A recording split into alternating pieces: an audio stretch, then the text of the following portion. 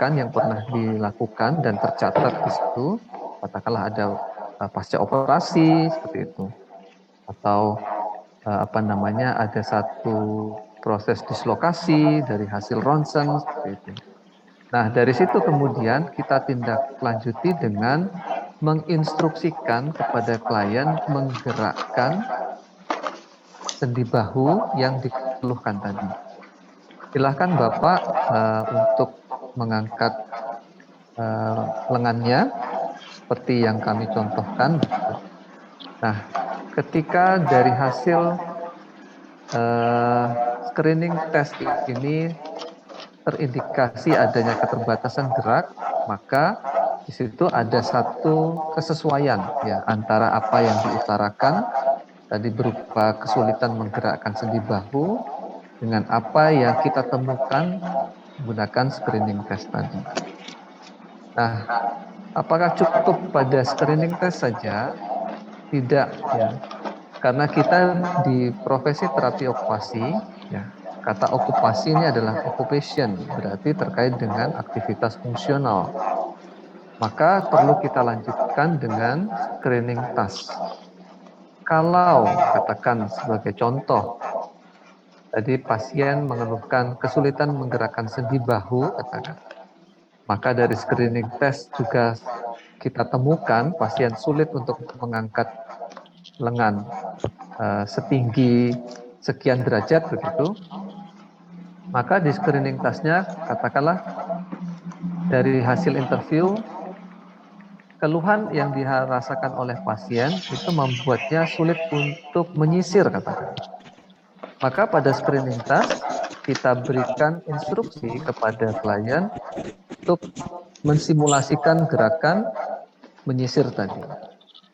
Kalau ternyata dari hasil screening task berdasarkan instruksi yang kita berikan tadi, ternyata menunjukkan keterbatasan aktivitas fungsional, maka sampai titik ini data yang didapatkan dari pemeriksaan awal atau initial assessment itu sesuai semuanya. Baik dari interview berupa keluhan, sampai dengan observasi katakan kita temukan ada bengkak atau inflamasi, dari screening test memang ada keterbatasan gerak, dan pada aktivitas fungsional juga menunjukkan gangguan. Nah, proses ini harus selalu dilakukan dengan seksama, ya. Artinya terapis itu betul-betul harus bisa menggali ya apa yang dirasakan mengganggu oleh klien.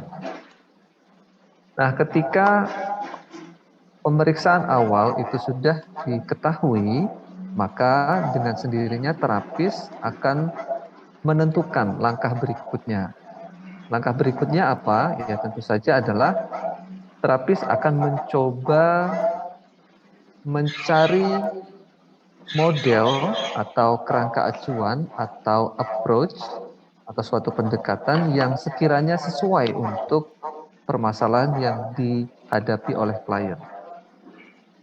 Sebagai contoh, kalau tadi dari keluhannya adalah kesulitan menggerakkan sendi bahu, kemudian dari hasil observasi tampak ada proses inflamasi, katakan pada sendi glenohumeral. Dari screening test memang ada keterbatasan lingkup gerak sendi, dan dari screening test memang ada aktivitas fungsional yang terganggu.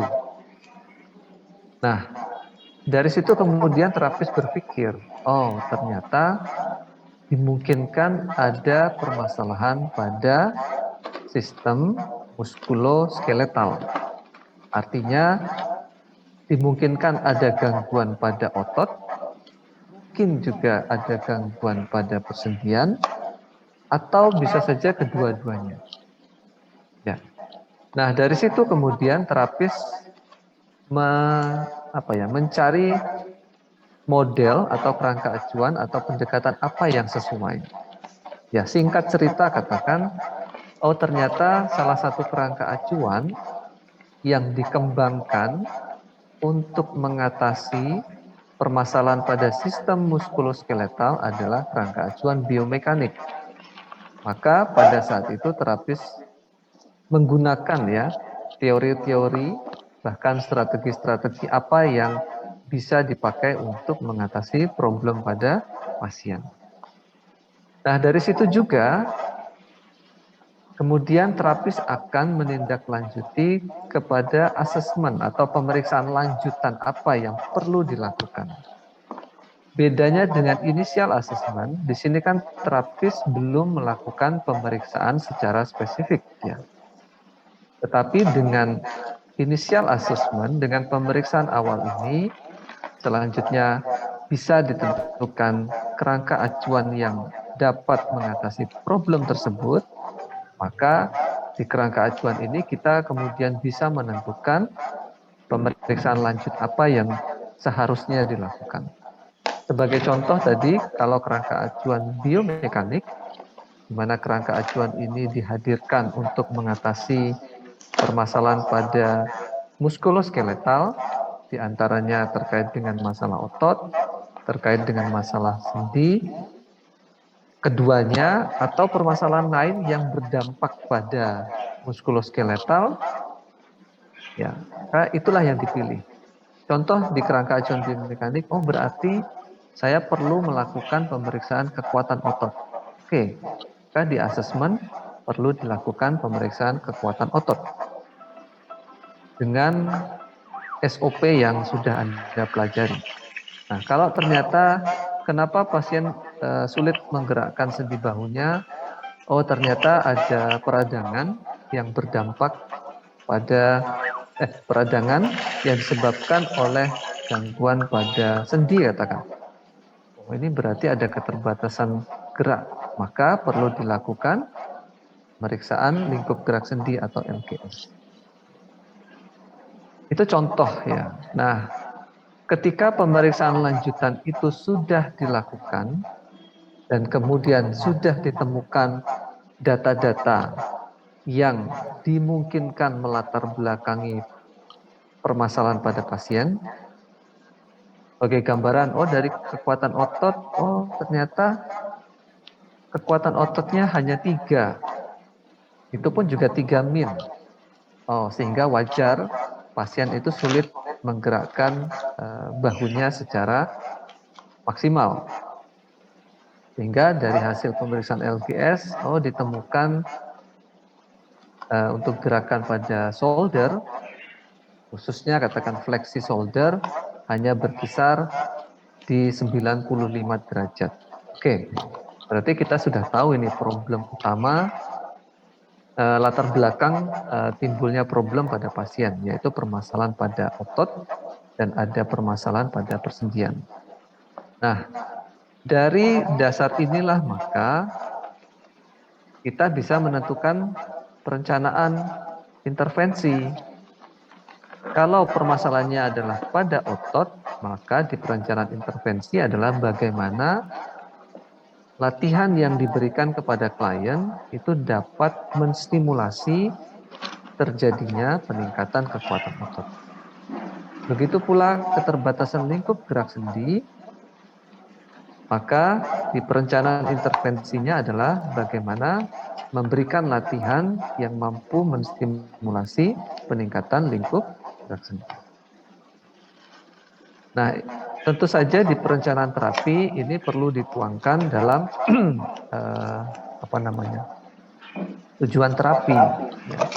Tujuan terapinya mengacu pada kaidah ABCD, katakan pasien mampu melakukan aktivitas menyisir secara mandiri karena memang problemnya tadi menyisir. Terus di short term goal-nya, maka kita harus melihat mengapa pasien sulit untuk menyisir. Oh, ternyata dia saat memegang sisirnya itu memang sudah stabil, tapi pada saat mengarahkan sisir ke arah rambut, gerakan itulah yang terbatas. Oh, berarti pasien di short term goal-nya, katakan pasien mampu mengarahkan atau menggerakkan sisir ke arah kepala secara mandiri. Seperti itu. Nah, begitu pula dengan STG selanjutnya. Nah, ketika perencanaan terapi itu sudah disusun dalam bentuk tujuan tadi, baik long term goal maupun short term goal, maka langkah berikutnya kita harus memilih posisinya seperti apa, kemudian durasinya berapa lama. Nah, semuanya itu nanti dituangkan secara spesifik di proses intervensinya. Jadi, aktivitas apa sih yang dipakai, kemudian media apa yang digunakan, nah itu nanti akan dituangkan di implementasi intervensi. Ya. Nah, untuk implementasi intervensi di dalam perkuliahan ini kami mengacu pada continuum approach ya atau pendekatan kontinum yang di dalam prosesnya itu terbagi menjadi 4 tahapan. Ada adjunctive, kemudian ada enabling, ada purposeful activity, dan ada mission. Sehingga nanti diimplementasi intervensi pada tahap adjunct apa yang dilakukan?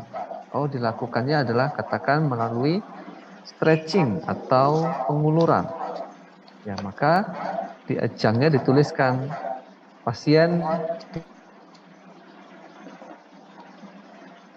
diposisikan pada posisi apa, kemudian stabilisasinya di mana, itu harus direncanakan dengan baik. Ya. Kemudian arah pengulurannya ke arah mana dan dilakukan berapa kali itu perlu juga dituangkan. Begitu pula nanti di tahap enabling activity-nya, latihan terapeutik apa? Katakan menggunakan media cone, ya, media kerucut katakan. Kenapa media itu dipilih? Karena media itu dapat menstimulasi peningkatan lingkup gerak sendi pada bahu katakan. Nah, bagaimana aktivitas itu dilakukan? Nah, semuanya nanti perlu dituangkan di dalam enabling. Begitu pula selanjutnya pada purposeful maupun pada mission. Nah, di akhir proses ini tentu saja akan dilakukan evaluasi ya. Jadi ketika pelaksanaan terapi itu sudah diterapkan selama sekian kali sesi terapi, maka di akhir perlu dilakukan evaluasi. Pertanyaannya, mengapa perlu dilakukan evaluasi? Tujuannya adalah untuk mengetahui apakah latihan yang diberikan kepada klien itu berkontribusi positif untuk perbaikannya. Ya. Jadi kalau dari awal terapi katakan kekuatan ototnya sekian, bisa meningkat apa tidak, LGS-nya katakan terbatas, apakah bisa meningkat atau tidak, ya itu sangat ditentukan dari proses evaluasi di akhir sesi terapi. Nah, kalau ternyata ada peningkatan, maka program terapi berikutnya bisa dilanjutkan tentu saja dengan pengaturan posisi, pengaturan beban, frekuensi atau durasi yang lebih ditingkatkan. Namun jika hasil yang diperoleh dari evaluasi tersebut justru menurun, ya maka perlu dilakukan perubahan terapi kepada pasien. Bisa saja beban yang diberikan itu over sehingga malah memperburuk proses inflamasi. Kalau inflamasi atau radang itu semakin menjadi, maka semakin bengkak, maka bisa mempengaruhi gerak sendinya dan pada akhirnya keterbatasannya tidak teratasi. Jadi itulah proses terapi okupasi yang senantiasa kita jadikan alur berpikir ya di dalam menyusun program terapi. Harapan kami Anda ketika berhadapan dengan klien, Anda melakukan proses ini tahap demi tahap. Ya. Kalaupun proses di lapangan nanti dibalik, ya katakan pasien keluhannya adalah kesulitan melakukan aktivitas makan, maka yang perlu Anda pikirkan adalah mengapa pasien sulit makan. Nah, perlu digali itu melalui interview, melalui observasi, melalui screening test maupun screening test. Jadi apa ya, upaya untuk menemukan permasalahan utama itu menjadi awal ya di dalam menyusun program terapi yang baik. Ya, jadi itu tadi proses terapi okupasi sebagai pengantar dalam membahas program OT pada kondisi luka bakar. Jadi nanti alur penyampaiannya kami mencoba untuk mengikuti alur yang ada di proses terapi okupasi. Kita lanjutkan ke slide berikutnya. Ya. Kondisi hari ini yang akan kita kaji adalah luka bakar. Jadi luka bakar adalah luka yang terjadi pada sistem komponen di sistem integumentum, tepatnya pada kulit, ya, yang disebabkan oleh beberapa faktor ya, bisa terkait dengan faktor thermal atau suhu yang berupa flame atau api, terpapar api, bisa saja karena steam atau uap panas, atau bisa saja karena cairan yang panas maupun logam yang panas. Ya. Nah, untuk thermal tidak selalu terpapar suhu yang ekstrim panas ya. Tetapi ekstrim dingin pun itu bisa menyebabkan kerusakan yang sama yang kita kenal dengan frostbite ya.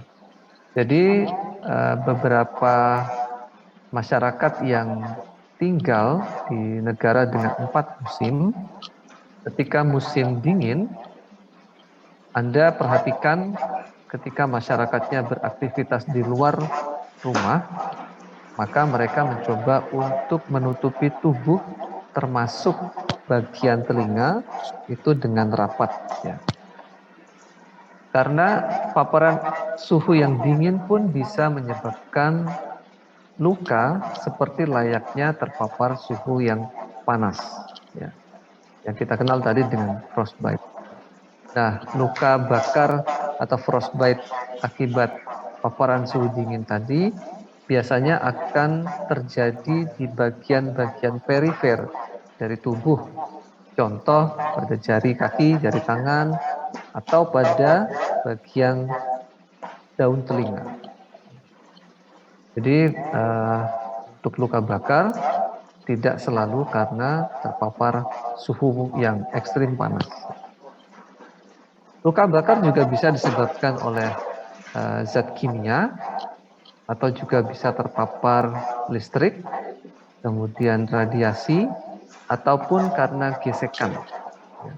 Jadi gesekan permukaan tubuh dengan benda tertentu itu juga bisa menimbulkan luka yang relatif sama seperti terpapar suhu ekstrim panas atau dingin atau yang lain tadi. Di antara sekian faktor yang menyebabkan luka bakar dari hasil studi yang memberikan kerusakan lebih kompleks itu adalah yang disebabkan oleh electrical. Mengapa demikian? Karena ketika bagian tubuh terpapar listrik bertegangan tinggi, katakan yang terpapar adalah di tangan, artinya yang bersinggungan di tangan. Namun luka bakar itu tidak hanya bisa terjadi di tangan yang bersentuhan langsung tadi, tetapi juga bisa terjadi pada bagian lain. Ya. Karena tubuh sebagai penghantar listrik yang sangat baik ya. Jadi bagian yang bersinggungan langsung dengan listrik tentu saja akan terjadi luka bakar, tetapi di bagian lain tidak menutup kemungkinan akan mengalami kerusakan seperti bagian yang bersinggungan lagi. Oleh karena itu, luka bakar yang disebabkan oleh paparan listrik seringkali evaluasinya tidak hanya bagian yang bersinggungan langsung dengan listrik, tapi pada bagian lain juga perlu dievaluasi. Nah, berikutnya kita coba melakukan apa ya? Initial assessment ya, dari gambar yang ada di hadapan Anda. Jadi kalau seandainya saat ini Anda dihadapkan dengan kondisi luka bakar, menurut Anda kira-kira keluhan apa yang akan disampaikan oleh klien kepada Anda? Untuk itu kami persilahkan pada Anda untuk memberikan jawaban ya atas pertanyaan saya. Kira-kira keluhan apa yang akan disampaikan oleh klien? Izin menjawab, Pak. Ya, silakan. Misalnya susah menggerakkan bagian yang terkena luka bakar itu, Pak. Misalnya kan kayak aja bagian tangan susah untuk menggerakkan secara luas gitu, Pak. Oke. Di situ susah menggerakkan itu karena apa ya? Karena ototnya dimungkinkan ikut terganggu atau karena sendinya terganggu atau karena ada nyeri. Menurut saya kalau masih yang biasa itu lebih ke bagian nyeri, tapi kalau sudah parah itu tuh lebih ke ototnya terganggu, Pak, karena kan kayak kaku juga gitu, Pak. Oke, ya terima kasih Mbak Fatania. Jadi menurut Mbak Fatania akan menyebabkan gangguan pada gerakan dari ekstremitas ya, yang dimungkinkan karena nyeri atau juga pada ototnya atau pada persendiannya. Ada yang lain? Lain? Ya, silakan. Izin menjawab, Pak. Mungkin ada keluhan pasien tidak mampu bersinggungan dengan benda yang di kulitnya yang terkena luka bakar karena mungkin ada kulitnya yang melepuh seperti itu. Oke. Jadi mungkin yang disampaikan Mbak Rofi Datun itu kaitannya dengan luka bakar bisa menyebabkan kerusakan pada reseptor sensoris ya yang ada pada kulit. Sehingga klien akan sulit mengidentifikasi rasa bila mana bagian tersebut bersinggungan dengan objek tertentu katakan begitu. Ya selain karena ada luka, susah untuk mengidentifikasi dan di sisi yang lain ada kerusakan pada reseptor sensoris. Oke, terima kasih Mbak Rofi Datun. Ada yang lain? Ini tidak selalu dari keluhan ya, tapi dari observasi apa yang dimungkinkan Anda temukan. Bisa jangka pendek, artinya ketika dia mengalami luka bakar, apa yang dia rasakan, apa yang bisa kita temukan. Nah, kalau jangka menengah sampai dengan jangka panjang, kira-kira apa yang akan dikeluhkan oleh klien? Silakan.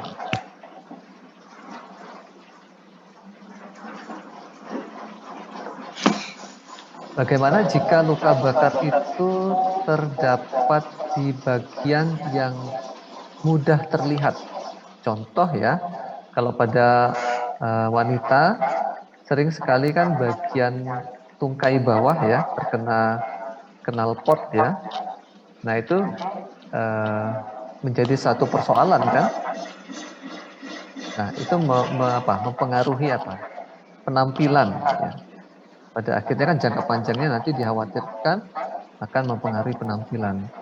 Sehingga yang sering dilakukan adalah mencoba sejak awal mengatasi luka itu dengan harapan lukanya akan bisa segera sembuh tanpa meninggalkan bekas yang bisa mengganggu penampilan. Ya, kan begitu.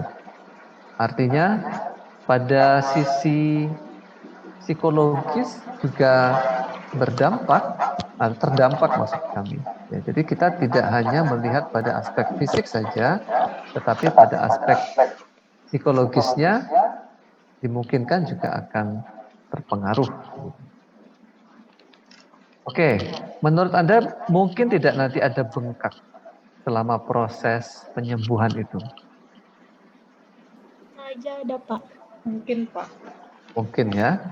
Jadi kalau kita dulu belajar di sistem imun, setiap ada bagian tubuh yang mengalami kerusakan, tubuh akan mencoba memperbaiki bagian tersebut dengan proses inflamasi atau proses peradangan. Ya, pasti akan ada bengkak. Nah, kalau ada bengkak, tentu ada temuan terkait dengan perubahan warna kulit, kemudian terkait dengan penurunan fungsi. Ya, jadi Anda ingat dulu yang kalor, rubor, dolor, Pangsialysa, ya, itu harus Anda ingat kembali. Oke, terus ada persoalan apa lagi nih menurut Anda yang akan muncul? Tadi sudah disebutkan geraknya terbatas, terus terkait dengan sensitivitas, ya, kulit menjadi terganggu. Jadi saya sudah memberikan salah satu permasalahan yaitu pada aspek psikisnya ya. Itu bisa saja kalau terjadi pada bagian yang sangat bagian tersebut sangat menentukan penampilan ya. Ya, itu nanti bisa berdampak pada rasa percaya diri yang kurang. Oke, ada lagi mungkin? Kalau seandainya sudah sembuh itu kira-kira apa yang akan muncul?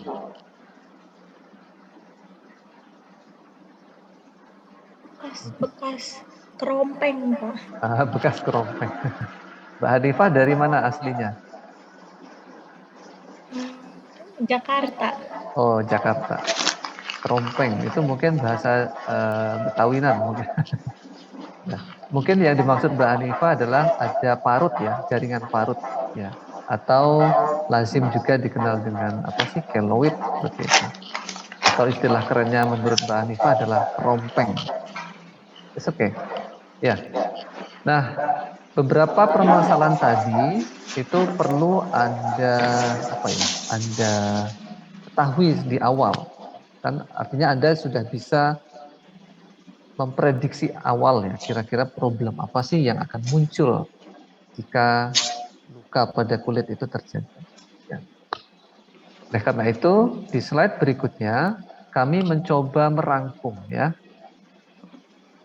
Karena di dalam proses terapi okupasi, tahap awal kita harus bisa mengidentifikasi dengan baik problem yang mungkin disampaikan oleh klien. Tentu nyeri menjadi persoalan utama ya.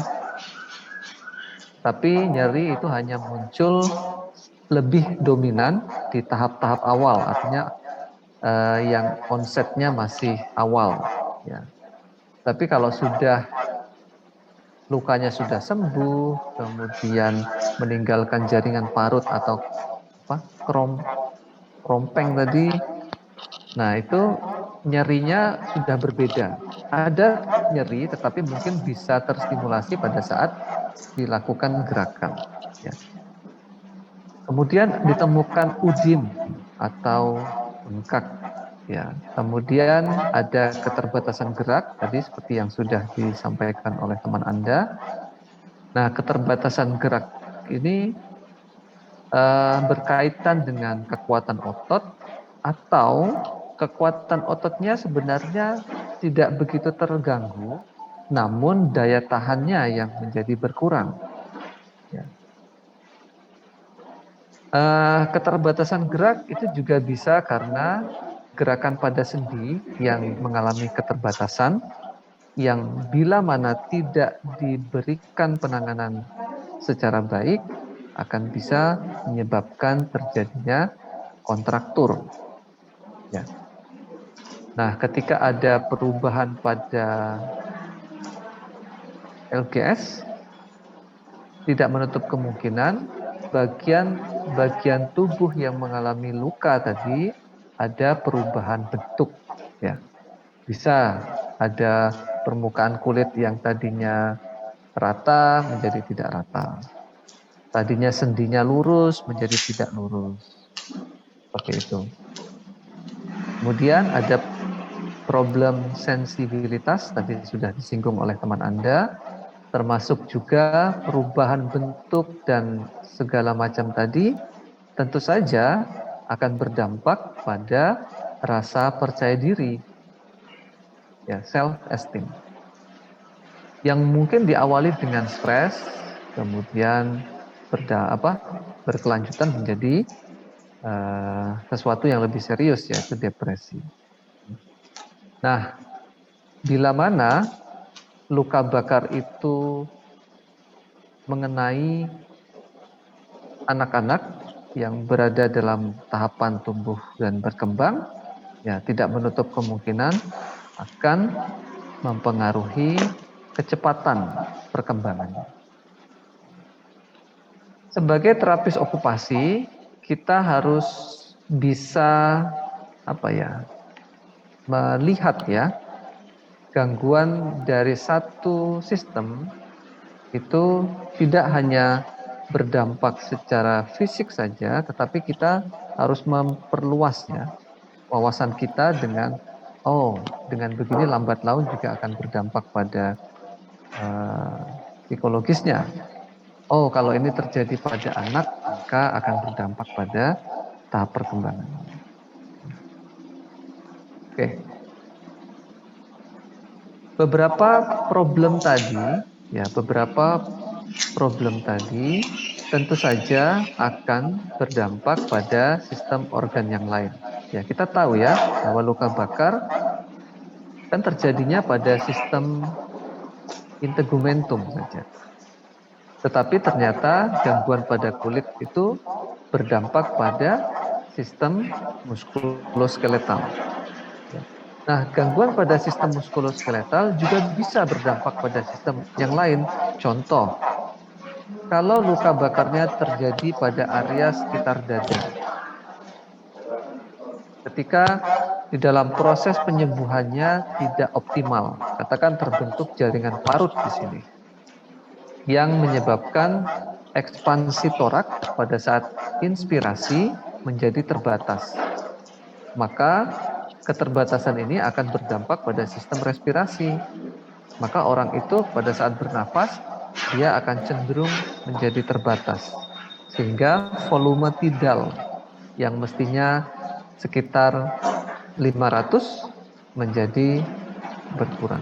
Nah, kalau itu terus berlangsung lama, tidak menutup kemungkinan akan mempengaruhi sistem saraf, katakan. Orangnya jadi cepat lelah, tidak mudah konsentrasi, mungkin mudah pingsan. Nah, gangguan pada sistem organ inilah yang akan berdampak pada aktivitas fungsional yang tadinya mandiri di dalam suatu aktivitas menjadi mengalami keterbatasan. Nah, sebagai terapis okupasi, kita melihatnya, kan kita temukan keluhan itu seringkali di aktivitas fungsionalnya, apa yang terganggu. Maka kita harus berpikir mundur, apa penyebabnya, sampai di komponen apa sih sebenarnya yang paling yang paling berpengaruh ya di dalam terjadinya keluhan tersebut. Ya, ini adalah problem dari luka bakar yang mungkin nanti akan Anda temukan. Dan sekaligus nanti perlu kita evaluasi lebih lanjut melalui pemeriksaan khusus. Oke, di slide berikutnya kita mencoba memahami mengapa sih problem pada luka bakar tersebut bisa muncul. Untuk itu kita perlu sedikit mereview materi di fisiologi, khususnya di sistem integumentum. Kita tahu bahwa salah satu komponen pada sistem integumentum adalah kulit sebagai pembungkus tubuh. Pada kulit di sana terdiri dari beberapa lapisan. Ya. Lapisan pertama adalah epidermis, oke, dan lapisan berikutnya adalah dermis, dan yang berada di bawah kulit adalah subkutan. Oke. Nah, pemahaman kita tentang lapisan kulit ini akan memudahkan kita nanti di dalam menentukan derajat kerusakan luka bakar. Ya, nanti di slide berikutnya akan kita bahas. Apa yang terjadi jika kulit ini mengalami kerusakan? Akan mengalami kerusakan di bagian epidermis saja. Oh, tentu saja cairan yang ada di dalam tubuh itu mudah sekali keluar. Nah, kalau cairan mudah keluar, maka orang tersebut dengan mudahnya akan mengalami dehidrasi. Sehingga tidaklah mengherankan di penanganan luka bakar dengan area luka bakar yang cukup luas, maka pasien perlu mendapatkan asupan cairan yang cukup ya agar tidak mengalami dehidrasi. Kemudian ketika terjadi luka juga, kita akan bisa memahami bahwa kerusakan pada kulit itu akan menyebabkan tubuh mudah sekali terpapar oleh patogen. Kenapa demikian? Karena salah satu fungsi dari kulit yaitu melindungi tubuh dari lingkungan eksternal. Lingkungan eksternal yang dimaksud salah satunya adalah patogen atau sumber penyakit. Nah, ketika orang mengalami luka bakar, dia perlu mendapatkan penanganan khusus di ruang yang khusus agar tidak mudah terjadi infeksi. Karena tadi fungsi kulit untuk melindungi dari lingkungan eksternal menjadi penting. Dan kerusakan pada kulit juga di sini kan banyak sekali reseptor, ya, reseptor sehingga sangat memungkinkan kerusakan pada bagian ini akan menyebabkan hilangnya kemampuan sensitivitas terhadap suatu stimulus. Ya. Karena kan salah satu fungsi kulit yaitu detect cutaneous sensation, berarti mendeteksi sensasi pada kutan atau pada kulit. Jadi tadi sudah kita bahas ya. Nah, lebih jauh di sini akan mempengaruhi nanti sintesis vitamin D yang dibutuhkan di dalam proses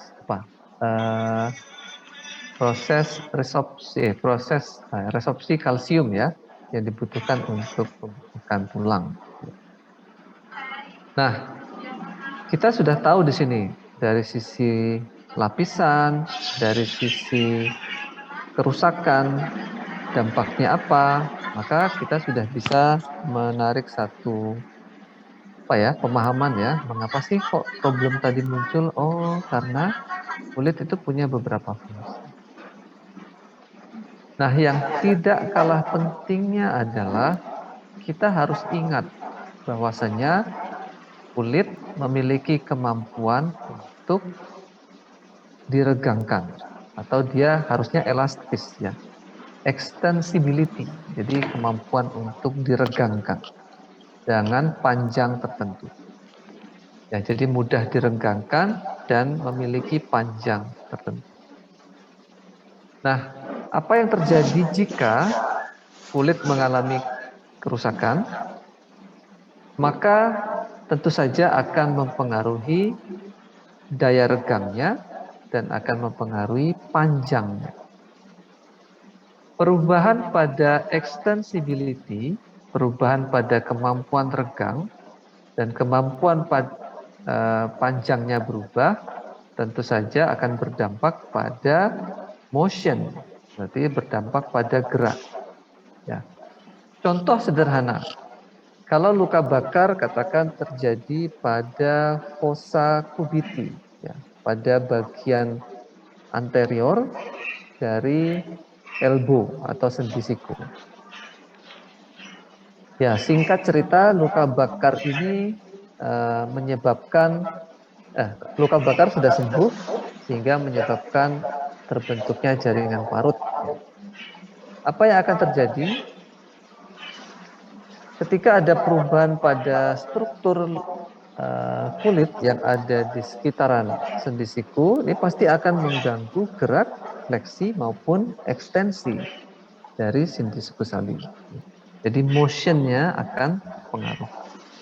Begitu pula alignment atau kelurusan dari struktur persendian atau struktur tubuh ya secara umum itu akan berubah.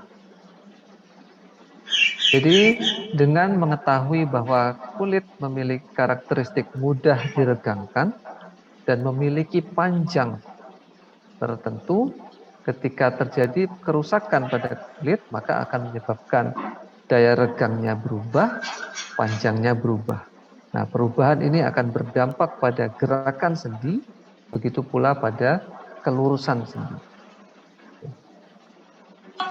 Nah, untuk bengkak, ya tadi sudah sempat kami singgung bahwasanya setiap kerusakan pada jaringan di tubuh itu akan menstimulasi terjadinya radang, ya inflamasi. Dengan tanda dan gejala ada kalor, perubahan warna ya, rubor, dolor, tumor, bengkak, dan vansalaisa atau perubahan fungsi. Yang tadinya bisa bergerak dengan tangkas jadi terbatas. Yang tadinya kuat menjadi lemah. Yang tadinya fleksibel menjadi kaku. Ya. Jadi di slide ini kami mereview tentang bagaimana gangguan pada sistem integumentum itu bisa menyebabkan berbagai problem yang ada pada luka bakar. Sehingga dengan pemahaman ini ke depan harapannya adalah Anda bisa menjelaskan kepada klien tentang pentingnya latihan dalam rangka untuk meminimalkan problem yang muncul akibat luka bakar. Di sini juga kami lengkapi ini contoh perubahan ya, karakteristik kulit akibat luka bakar.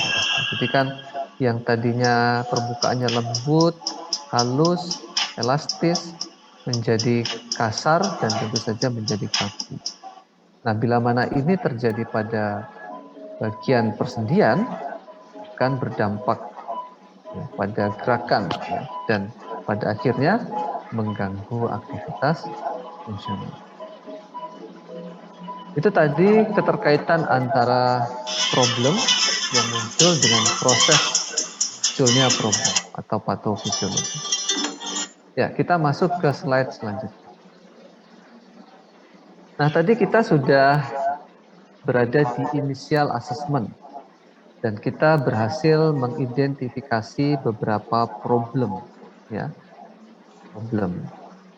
Langkah berikutnya kalau kita melihat di proses OT adalah tahap di mana kita menentukan model atau frame of reference atau kerangka acuan yang bisa digunakan. Nah, di sini kita coba lihat keterkaitannya. Kalau di situ ada bengkak, kemudian di situ ada keterbatasan gerak akibat ototnya terganggu atau karena terbatasan lingkup gerak sendi, maka kita bisa menggunakan kerangka acuan biomekanik. Namun, bila mana kita berhadapan dengan pasien akibat luka bakarnya yang telah lampau, sehingga menyebabkan perubahan pada struktur di ekstremitasnya berupa deformitas ya, katakanlah menjadi bengkok, tidak lurus begitu, maka kita bisa menggunakan kerangka acuan rehabilitatif. Kita mencoba mengatasi problemnya dengan memberikan kompensasi apa yang bisa dipakai. Apakah berupa menggunakan alat bantu khusus atau seperti apa, kita lihat kondisi pasien. Atau kalau berupa permasalahannya berupa rasa percaya dirinya berkurang, sehingga dia batasi sosialisasinya, cenderung mengurung diri, bahkan depresi, katakan. Ya, kita bisa menggunakan kerangka acuan kognitif behavior ya dengan strategi untuk merubah ya pemahaman klien akan kondisinya dengan memberikan beberapa informasi yang cukup sehingga muncul kesadaran pada pasien untuk kemudian merubah ya perilakunya dari yang murung menjadi mudah bersosialisasi. Atau kalau terjadi pada anak-anak tadi berupa keterlambatan perkembangan, maka kerangka acuan yang bisa kita pakai adalah kerangka acuan developmental. Dengan penekanan bahwa di kerangka acuan developmental, pada saat kita akan memberi latihan pada klien, pertimbangan tahap perkembangan berdasarkan usia itu sangat penting untuk diperhatikan. Kalau waktunya anak untuk belajar berdiri, karena luka bakar, maka berdirinya menjadi terganggu, maka latihan yang diberikan oleh terapis adalah bagaimana memberikan latihan yang menstimulasi anak untuk bisa belajar berdiri. Atau selanjutnya. Jadi sangat ditentukan oleh tahap perkembangannya. Nah, ketika frame sudah ditentukan, ya di setiap frame of reference, di setiap kerangka acuan itu ada beberapa strategi yang ditawarkan. Tapi disesuaikan dengan kondisi klien. Contoh, untuk meningkatkan lingkup gerak sendi, dengan menggunakan splinting. Ya, maka terapis harus mendesain splint apa yang cocok, posisinya bagaimana, bahannya pakai apa, ya itu nanti terapis yang akan menentukan. Namun bila mana cukup dengan latihan secara bertahap, ya, maka kita cukup mengatur, sekarang latihannya memindahkan kerucut setinggi 90 derajat, berikutnya distimulasi menjadi 100 derajat, ditingkatkan lagi menjadi 150 sampai dengan full range of motion. Begitu pula pada kerangka acuan rehabilitatif, ya. Strateginya bisa, ternyata keterbatasan pasien bisa diatasi dengan mengajarkan pasien menggunakan alat bantu. Kalau dia sulit memegang sendok saat makan, maka bisa saja sendok itu dimodifikasi dengan merubah ukuran dari pegangan sendoknya agar pasien mudah untuk memegang. Ya, atau bisa saja dengan mengadaptasi lingkungan. Ya. Jadi karena pasien sulit untuk mengangkat menggerakkan shoulder hingga full range of motion, maka di lingkungan kerjanya semua peralatan kerja diletakkan di jangkauan pasien saja. Jadi ketinggiannya disesuaikan dengan kemampuan pasien. Berarti kan modifikasi lingkungan. Atau di cognitive behavior dengan stress management. Atau dengan coping strategies maupun problem solving katakan. Ya, itu nanti bisa kita terapkan. Ya, untuk yang developmental, nah di sini kita strateginya adalah menentukan serangkaian aktivitas yang disesuaikan dengan stage atau tahapan atau usia perkembangan si anak. Penjelasan berikutnya akan kami sampaikan di slide-slide selanjutnya. Ya. Sampai di sini mungkin ada pertanyaan.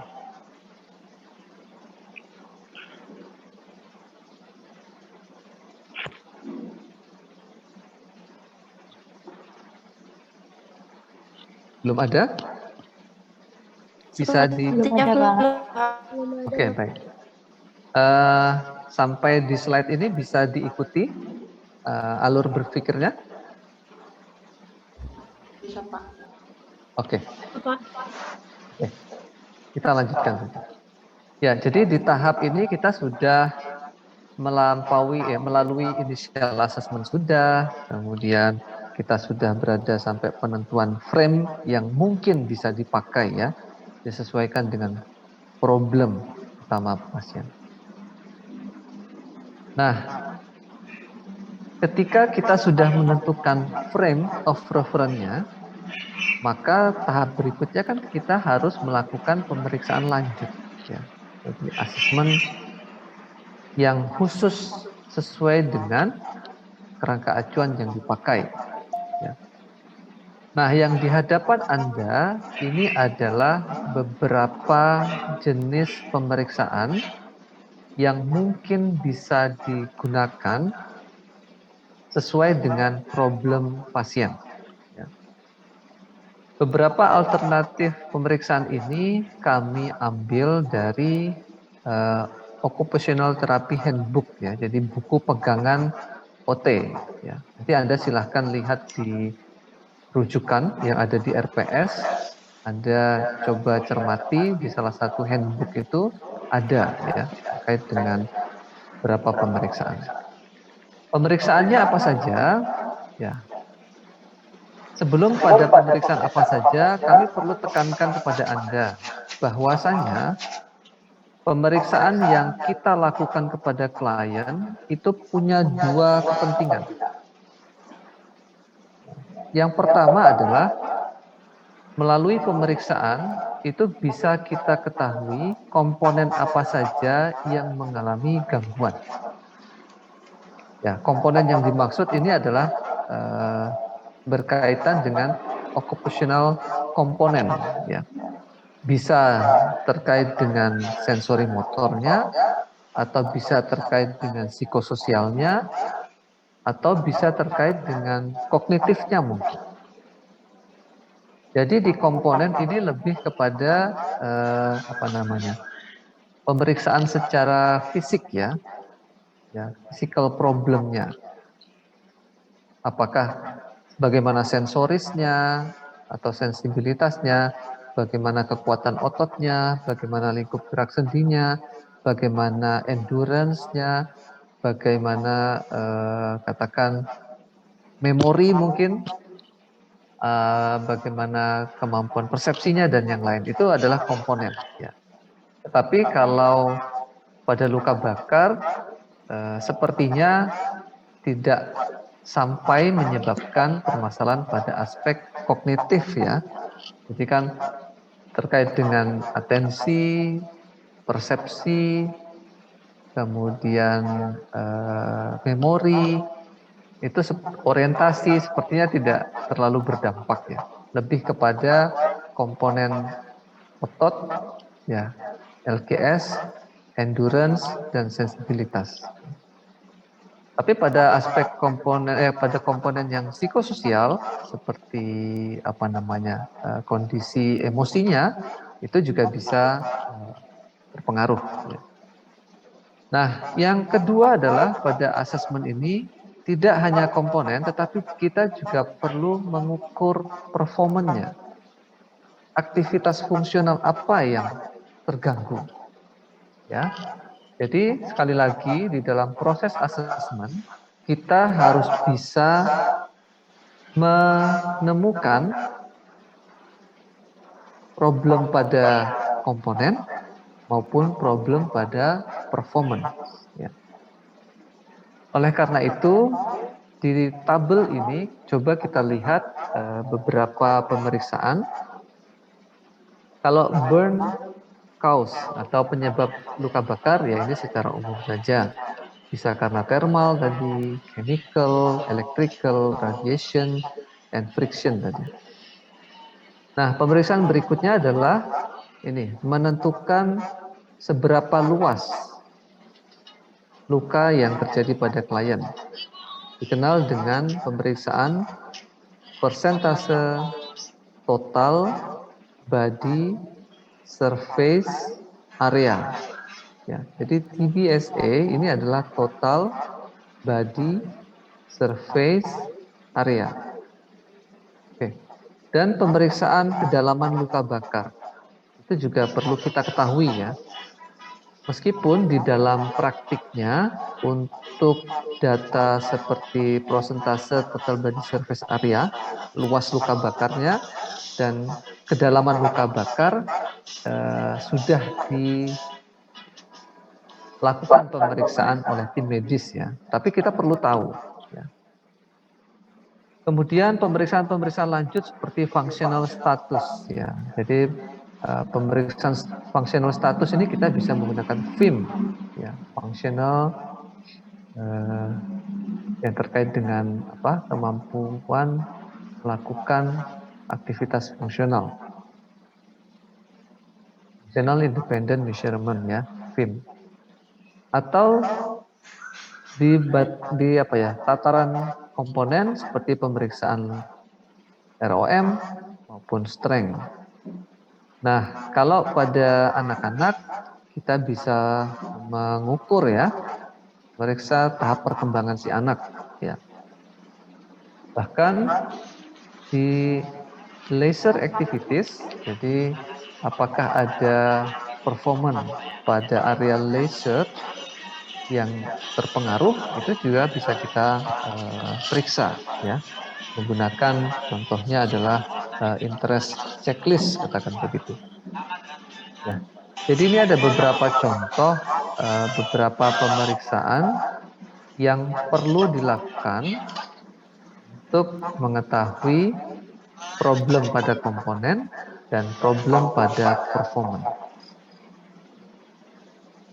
Jadi di tahapan ini sudah pemeriksaan lanjut yang disesuaikan dengan kerangka acuan yang digunakan. Oke. Kita lanjutkan ke slide berikutnya. Setelah pemeriksaan lanjutan menggunakan beberapa instrumen ini nanti kita lakukan, ya, apakah semua instrumen? Tidak ya, sesuaikan dengan temuan di initial assessment saja. Maka kita perlu nanti lanjut ke proses berikutnya adalah di dalam menentukan perencanaan terapinya. Namun sebelum sampai di sana, ada beberapa hal yang perlu kita ketahui. Yang pertama adalah tentang derajat luka bakar. Burn depth. Kalau di sini masuknya yang ini, depth of burn. Jadi kedalaman luka bakar. Atau istilah lainnya adalah derajat luka bakar. Derajat luka bakar itu diklasifikasikan berdasarkan seberapa dalam kerusakan pada struktur kulit. Secara umum, derajat luka bakar itu hanya mengenal 3 derajat. Derajat 1, derajat 2, dan derajat 3. Namun di dalam perjalanannya, setiap derajat, khususnya yang derajat kedua, itu masih masih dibedakan lagi begitu. Tetapi apapun itu, sebagai terapis kita harus memahaminya dengan baik. Ya, kita mulai ya. Untuk derajat 1 atau di sini dikenal dengan superficial ya, the first degree. Derajat 1 kita lihat di sini. Ini adalah struktur kulit yang sehat, normal. Nah, di sini adalah yang derajat 1. Anda perhatikan di derajat 1 kerusakannya hanya di lapisan atas saja. Sehingga kalau kita lihat di sini, tisu depth atau kerusakan pada jaringan kulitnya terjadinya hanya di epidermis saja, ya, hanya di lapisan epidermis. Ya. Tanda atau temuan klinis yang bisa kita ketahui di sana adalah eritema. Eritema itu terjadi kemerahan, ya, eritema, kemerahan akibat pelebaran pembuluh darah, ya, di area tersebut. Kemudian karakteristiknya dry, cenderung kering, artinya tidak ada sesuatu yang berubah, ya, kulitnya hanya cenderung kering.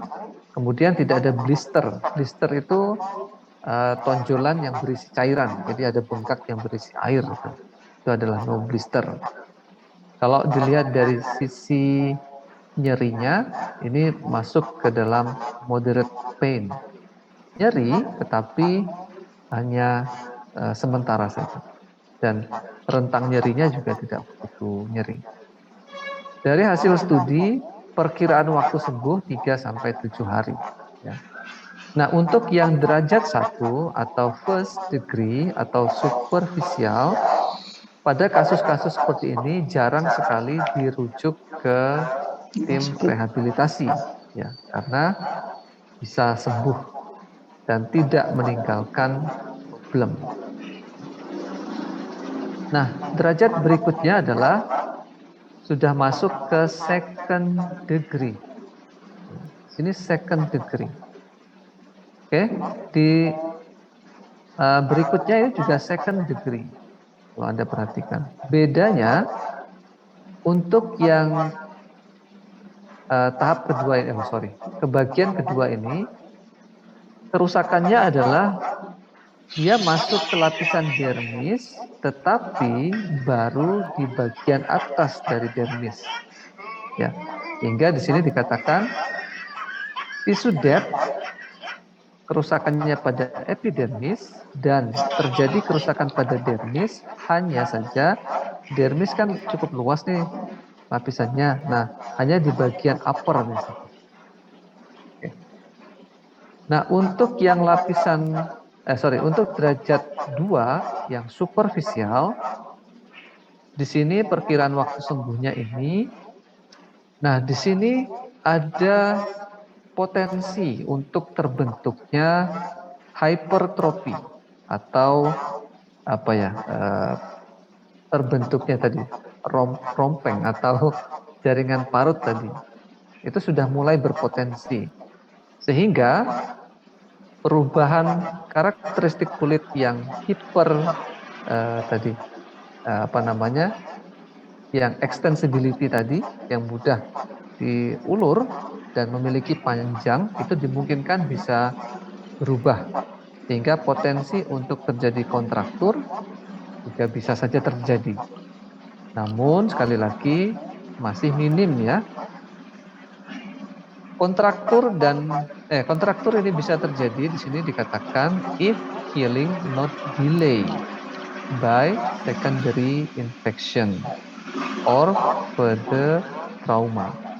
Jadi kalau tidak ada keterlambatan penyembuhan luka akibat infeksi atau karena trauma ikutan, seperti contohnya karena selama proses luka bakar itu akan sembuh, ternyata ada jaringan lain yang ikut rusak, katakan sertai fraktur contohnya begitu. Jadi dia ketika mengalami luka bakar juga mengalami patah tulang begitu. Ya, maka proses penyembuhan luka meskipun dia second degree yang superficial, dia punya peluang untuk menyebabkan terjadinya kontraktur.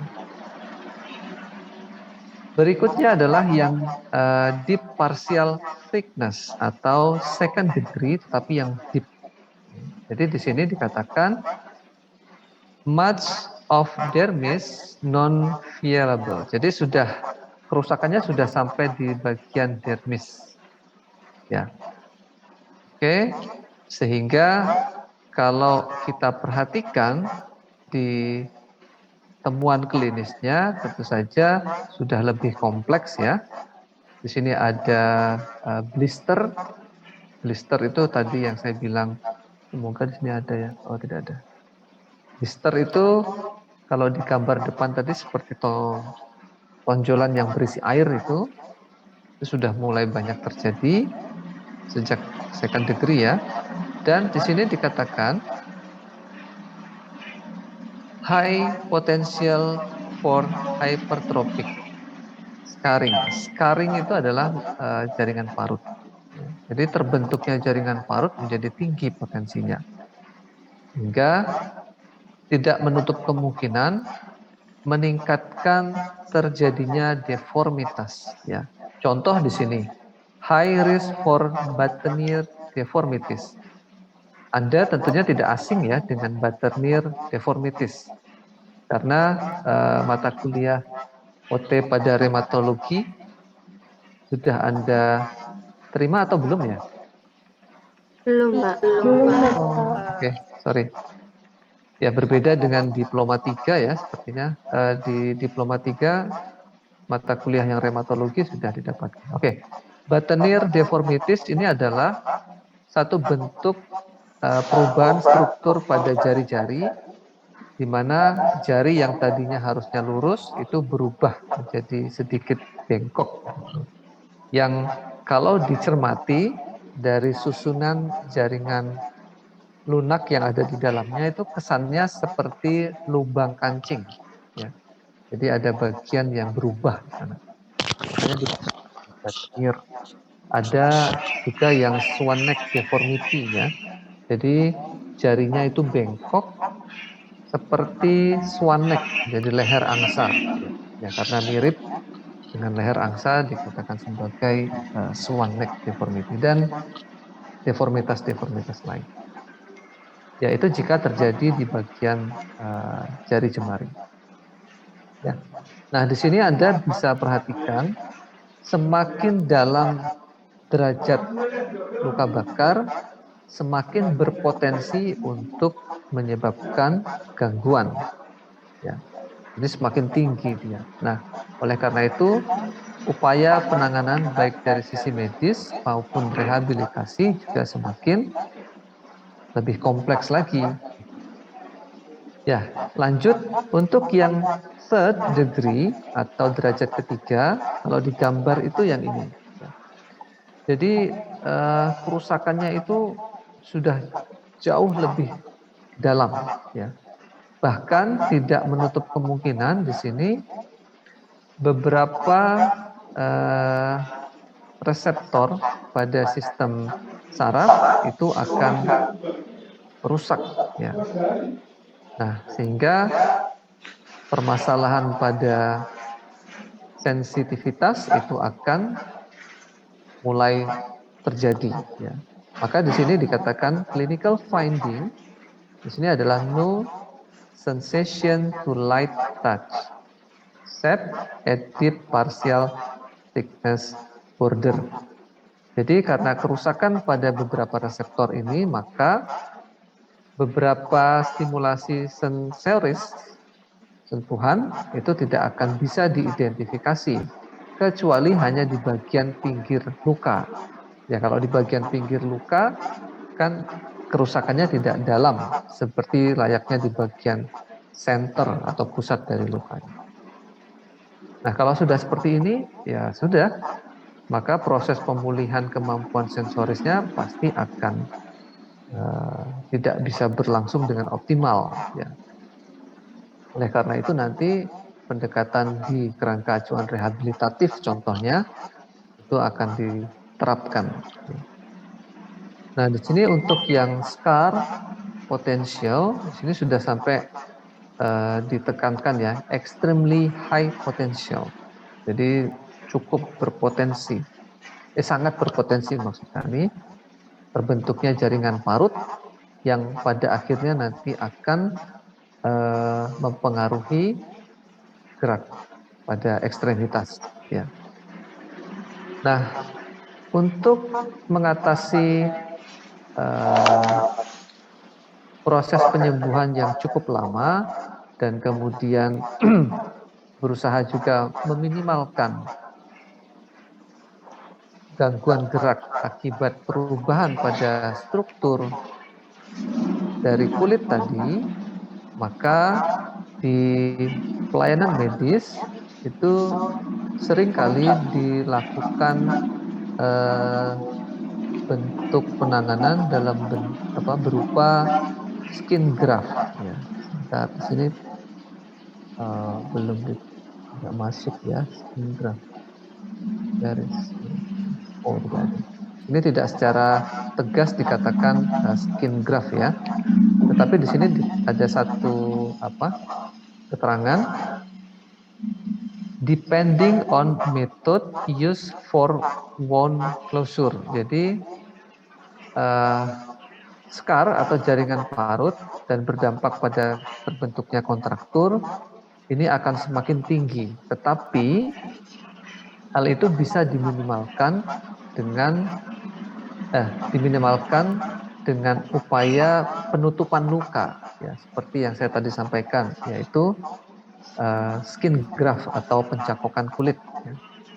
Jadi agar lukanya itu cepat sembuh dan proses penyembuhannya hasilnya mendekati kulit di sekitarnya, artinya mendekati karakteristik kulit yang sebelumnya, itu melalui operasi skin graft namanya. Ya. Nah, kalau sudah kerusakannya sampai dengan lapisan di bawah kulit atau subdermal, maka ya tentu saja kerusakannya akan semakin semakin kompleks ya. Bahkan di sini opsi dilakukannya amputasi itu bahkan diwacanakan ya. Sini kan dikatakan membutuhkan intervensi berupa operasi untuk penutupan luka, ya seperti skin graft tadi yang saya maksudkan. Terkadang juga membutuhkan amputasi, ya atau bagian-bagian tertentu yang dirasa sudah tidak memungkinkan terjadinya penyembuhan, artinya sudah mati begitu, agar jaringan mati itu tidak mengganggu jaringan lain yang ada di sekitarnya yang masih sehat, maka harus dibuang. Ya.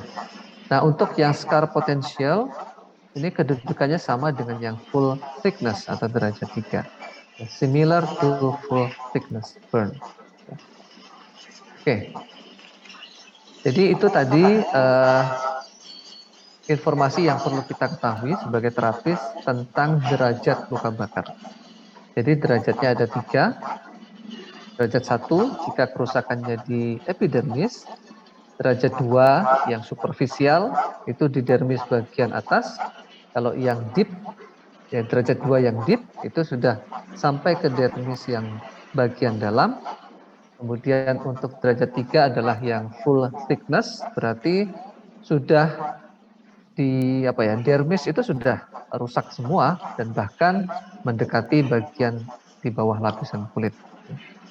Nah, untuk potensi gangguan gerak, semakin tinggi derajat luka bakarnya, semakin berpotensi. Oleh karena itu, kita sebagai terapis, ketika dihadapkan dengan kondisi luka bakar yang derajat 3, maka upaya dalam bentuk latihan yang diberikan harusnya lebih intensif ya dibandingkan yang berada di derajat-derajat awal. Nah, berikutnya adalah penentuan persentase area tubuh yang mengalami luka bakar. Tadi yang kita kenal dengan persentase TBSA tadi, total body surface area. Penentuan persentase luka bakar itu ada 2 metode yang dipakai. Yang pertama menggunakan rule of 9. Jadi rule of 9 itu mencoba untuk menghitung beberapa bagian tubuh menggunakan 9 dan kelipatannya, kurang lebihnya begitu. Sebagai contoh, kalau luka bakarnya terjadi di bagian ekstremitas bawah kanan di bagian depan, maka nilainya adalah 9%. Tapi kalau juga terkena di bagian belakangnya 9%, berarti kalau total untuk tungkai kanan itu adalah 18%. Sedangkan untuk upper extremity, jika bagian volar saja itu hanya 4,5%. Tapi kalau di bagian dorsal juga kena, berarti ditambahkan 4,5% lagi, berarti total upper extremity kanan adalah 9%. Ya. Namun penghitungan ini sedikit berbeda untuk usia-usia muda, ya, usia anak dan usia remaja, ya. Mengapa? Karena pada usia tumbuh kembang ini proporsi tubuh masih berubah, ya. Seperti contoh pada bayi, maka proporsi kepala jika dibandingkan dengan badan kan masih relatif lebih besar, sehingga prosentasenya lebih besar. Jika usianya menginjak remaja, sudah mulai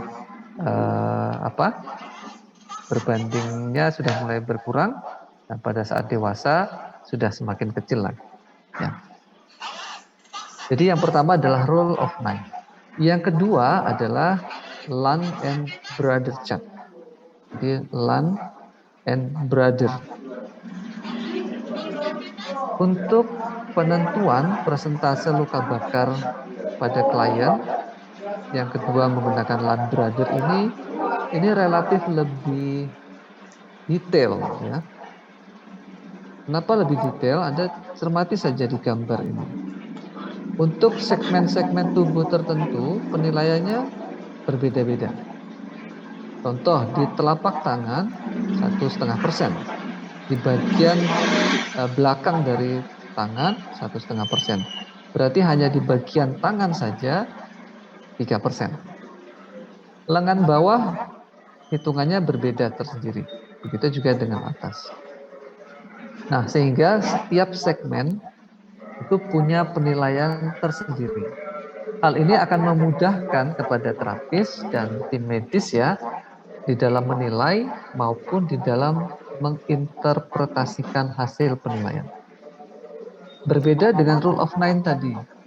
Katakan ketika luka bakarnya di bagian telapak tangan saja, nilainya berapa? Nah, itu kan perlu perkiraan. Nah, perkiraan ini sangat dekat dengan subjektivitas. Maka subjektivitas seseorang dengan orang lain kan berbeda. Nah, maka di sini seringkali akan menimbulkan persepsi yang berbeda. Dianggap 3% di sini, mungkin hanya sebagian kecil saja. Tetapi pada orang lain persepsinya beda, 3% itu sudah luas sekali. Tapi kalau di sini, ini lebih cermat, ya, dan lebih memudahkan. Dan bahkan di Land and Brother, di sini mencantumkan derajat luka bakarnya. Oke. Kalau di sini disingkat dengan PTL, berarti partial thickness layer. Jadi partial thickness layer berarti kan derajat kedua itu. Sedangkan kalau FTL ini adalah full thickness layer, berarti kan derajat 3. Jadi lokasinya bisa diinformasikan di sini sekaligus derajatnya. Begitu pula pada form yang ada di kanan ini sama, ya, hanya di versi yang berbeda saja. Partial thickness dengan full thickness, derajat 2 dan derajat 3, di sini ada tempat tersendiri. Selain itu, bagian yang diberikan tanda dengan huruf ini sangat ditentukan usia. Ya, jadi Anda lihat di bawah ini. Contoh di area A, yang kepala, jika terjadi pada usia 1 tahun, maka penilaiannya akan berbeda jika terjadi pada usia 15 tahun. Ya. Begitu pula pada tungkai, kan tungkai atas maupun tungkai bawah, Anda perhatikan usianya. Jadi lebih detail, ya. Nah, dengan karakteristik inilah tidak heran mengapa akhirnya Land and Broder chart sering dipakai di dalam penelitian yang terkait dengan luka bakar. Karena dia lebih detail. Oke, itu tadi pemeriksaan lanjutan yang kami sampaikan dalam rangka untuk menemukan problem utama klien, ya, sebagai tindak lanjut dari frame atau kerangka acuan yang kita pilih. Sebenarnya masih ada pemeriksaan-pemeriksaan lain ya kayak FIM, tetapi saya yakin FIM Anda sudah pernah terpapar, dan kemudian beberapa pemeriksaan di psikososial Anda juga sedikit banyak sudah terpapar, sehingga tidak kami sampaikan di sini. Ya, silakan nanti melengkapi pengetahuan Anda tentang beberapa instrumen tadi, pemeriksaan tadi dari beberapa bahasan di mata kuliah yang lain. Ya. Nah, kita sekarang masuk ke intervensi ya. Jadi kan sudah dilakukan asesmen lanjut, sudah dapat nih datanya, sudah ditentukan asetnya apa, kemudian limitasinya apa, dan sampai kemudian nanti prioritas masalahnya apa begitu. Nah, ketika kita memilih biomechanic frame of reference, maka di intervensinya sesuai dengan strategi yang ada di tabel di slide sebelumnya, kita bisa menggunakan beberapa strategi. Bila mana problemnya adalah pain atau nyeri, maka kita bisa menggunakan beberapa strategi ini. Namun, kita perlu memahami bahwa nyeri itu adalah sesuatu yang hanya bisa dirasakan oleh klien. Maka nyeri masuk ke dalam gejala. Namun gejala nyeri itu bisa diketahui ya melalui tandanya. Yang paling sederhana adalah perubahan ekspresi. Ya. Jadi orang nyeri itu mesti dia akan menunjukkan rasa tidak nyamannya dengan perubahan ekspresi pada wajahnya. Nyeri itu juga bisa kita ketahui dari perubahan tekanan darah. Ya. Blood pressure-nya itu pasti akan meningkat. Begitu pula dengan heart rate atau nadinya. Ya. Nah, karena heart rate, blood pressure itu juga terkait dengan respiratory rate atau jumlah pernafasan per 6 menit, maka ya kita bisa lihat orang yang menahan sakit, dia biasanya nafasnya akan pendek, sehingga jumlah pernapasannya dalam 1 menit akan menjadi lebih sering ya, lebih banyak. Ya. Dan timbulnya gerakan kompensasi, berusaha untuk melakukan gerakan-gerakan yang tidak semestinya muncul. Ya, katakanlah diminta untuk menggerakkan fleksi shoulder gitu, tapi karena ada nyeri maka pasien cenderung melakukan gerakan pada kerangnya untuk mengkompensasi keterbatasan gerak pada bahunya. Jadi ini tanda-tanda ini bisa kita ketahui.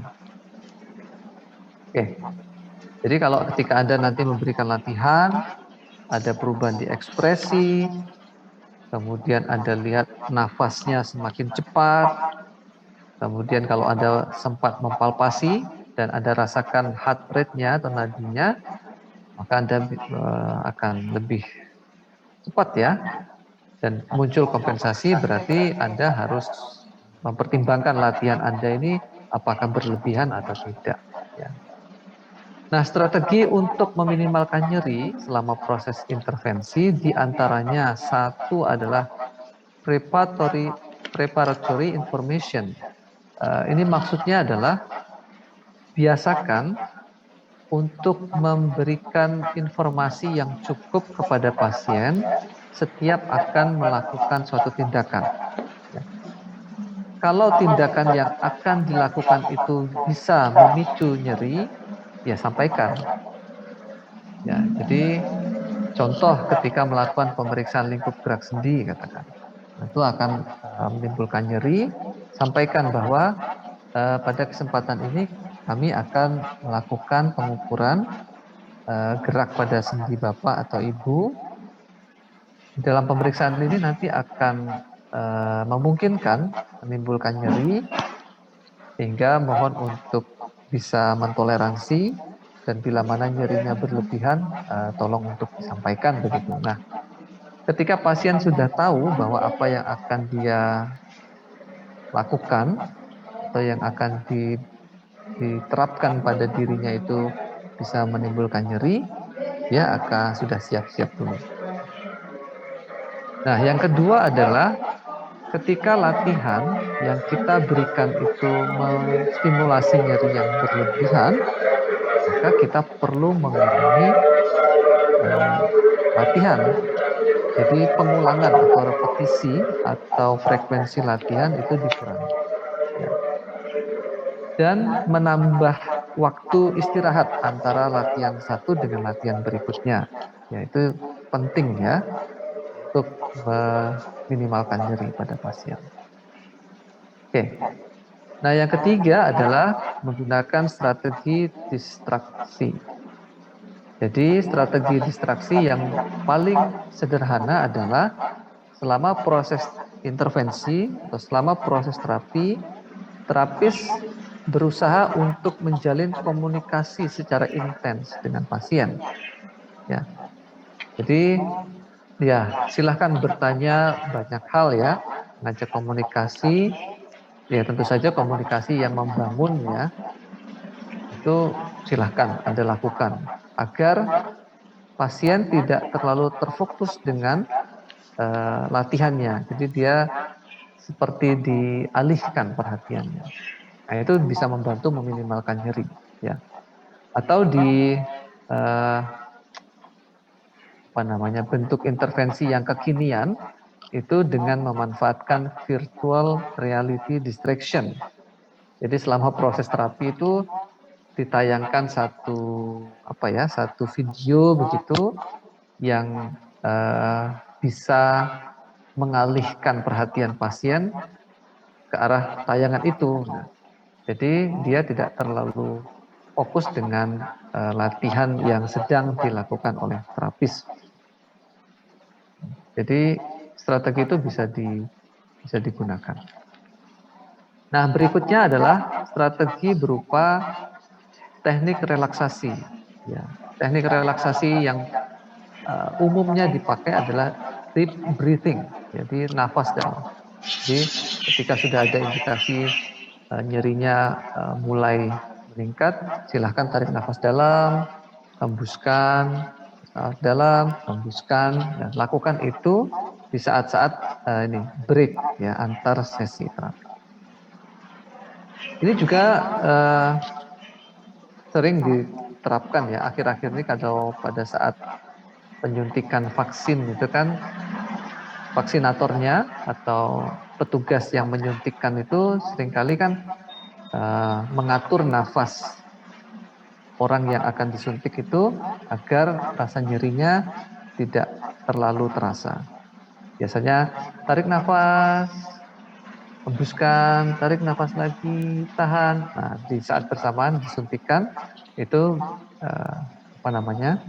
orang yang divaksin itu tidak akan merasakan sakit yang terlalu berlebihan. Ya.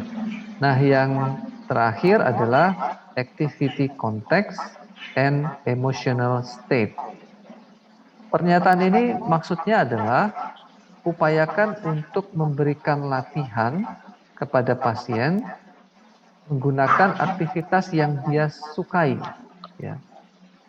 Jadi kita memanfaatkan aktivitas-aktivitas yang dia senangi dan kita lakukan sedikit modifikasi melalui analisis aktivitas sehingga itu bisa digunakan sebagai aktivitas terapi.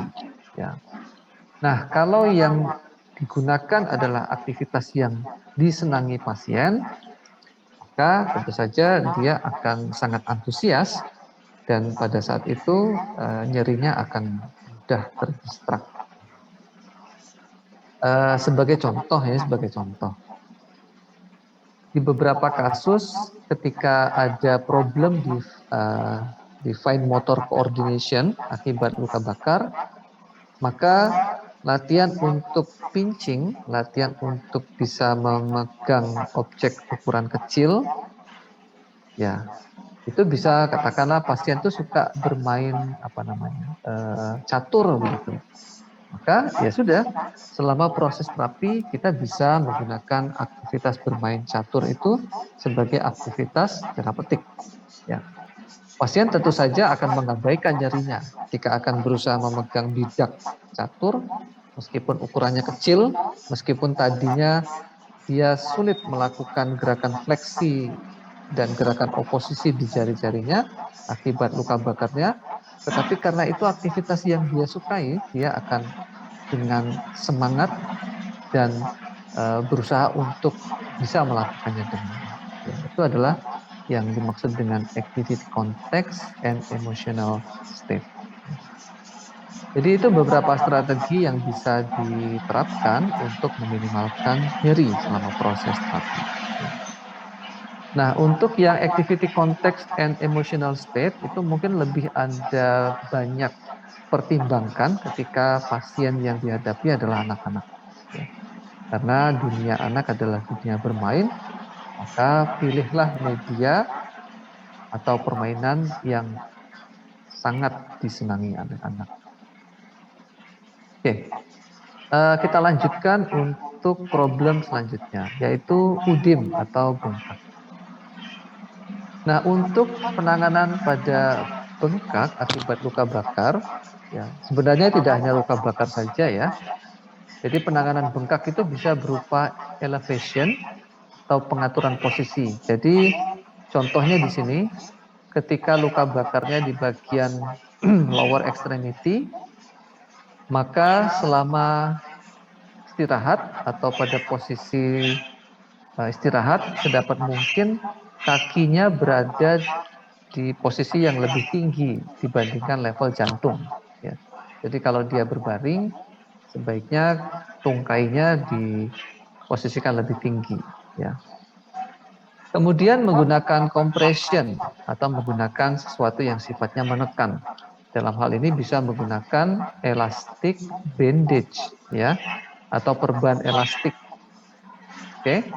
Atau juga pada kasus luka bakar itu bisa menggunakan pressure, ya, pressure garment namanya nanti. Ini pressure garment, contohnya seperti apa? Seperti ini. Jadi pressure garment itu adalah satu saya bilang alat, saya juga dikatakan alat yang dia digunakan untuk menekan permukaan kulit selama proses penyembuhan. Ya, tujuannya sebenarnya selain untuk meminimalkan udim, bengkak, juga untuk meminimalkan pembentukan jaringan parut. Ya, jadi luka oleh tubuh kan coba untuk ditutupi dengan membentuk jaringan baru. Nah, agar pembentukan jaringan baru ini tidak berlebihan, maka dibatasi dengan pressure garment tadi, atau tekanan, sehingga jaringan yang akan tumbuh berlebihan itu akan bisa terminimalkan. Oke, kita lanjut lagi. Selain elevation dan compression juga menggunakan exercise, jadi menggunakan latihan. Jadi latihan yang dilakukan pada bagian luka bakar dan sekitarnya itu dapat memperlancar aliran darah atau sirkulasi darah. Nah, dengan lancarnya sirkulasi darah itulah maka akan membantu meminimalkan tumpukan cairan pada bagian tertentu, ya, sehingga bengkaknya nanti akan berkurang. Itu tadi beberapa cara ya untuk meminimalkan udim. Nah, untuk compression khususnya dari hasil studi itu memang akan memberikan hasil yang jauh lebih baik bila mana dipadukan dengan positioning. Maka seperti inilah jadinya. Selain dia menggunakan compression, dia juga diatur posisinya sehingga lebih efektif di dalam meminimalkan udim. Ketika udim itu bisa diminimalkan, keuntungan lainnya adalah bisa kemudian meningkatkan gerak pada persendian. Ya. Mengapa demikian? Karena udim atau bengkak itu akan mempengaruhi end-feel ya. Jadi kalau Anda di semester 2 belajar tentang pemeriksaan dan evaluasi OT, khususnya pada pengukuran atau pemeriksaan lingkup gerak sendi, itu kan ada end-feel. Ya. Jadi di akhir suatu gerakan persendian itu ada sesuatu yang membatasi ya. End-feel pada umumnya ya karena jaringan sekitarnya seperti otot atau yang lain. Nah, tetapi bengkak itu juga bisa mempengaruhi. Ya, karena itu dengan bengkak yang bisa diminimalkan, maka lingkup gerak sendinya diharapkan akan semakin meningkat pula. Oke, kita lanjut ke problem berikutnya.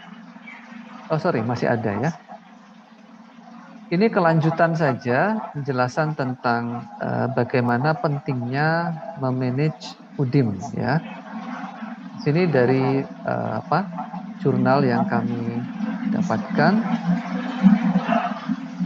udim atau bengkak itu dapat menyebabkan aliran darah menjadi terganggu ya.